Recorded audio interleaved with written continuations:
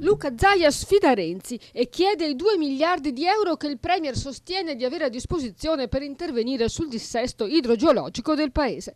Il governatore del Veneto è deciso di incontrare il Presidente del Consiglio e lanciare quella che sembra un'autentica provocazione. Per noi è un po' una sfida, no? Abbiamo lavorato in questi 3 anni per cantierare 400 milioni di euro di opere, ne abbiamo altri 2 milioni e 8 di fatto pronti da mettere in cantiere, ma non abbiamo i soldi.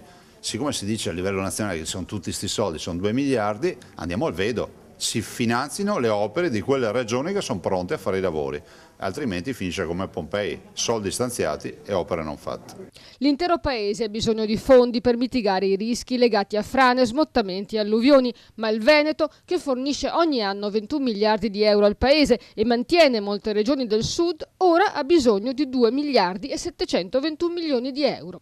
È tutto scritto in un tomo, redatto grazie ad una traccia indicata dal professor Luigi Dal Paos, ordinario di idraulica all'Università di Padova, figura stimatissima nel settore della difesa del territorio. L'elenco di cantieri aperti e da aprire è stato presentato oggi e illustra in modo certosino, intervento per intervento, ciò che sa da fare per evitare che il Veneto vada nuovamente sott'acqua dopo una forte, anche se prevedibile, pioggia autunnale.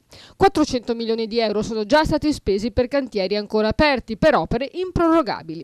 Poi servono 600 milioni per interventi urgenti, pronti per partire. Mancano soltanto i fondi, tra cui nel veneziano c'è anche il Lusore a Mirano, Camolin a Mira, il Serraglio a Dolo e il Livenza a Caorle. E poi servono altri 500 milioni per riparare i danni delle alluvioni del 2012, 2013 e 2014 e un altro miliardo e 700 milioni per opere di difesa idrogeologica varia.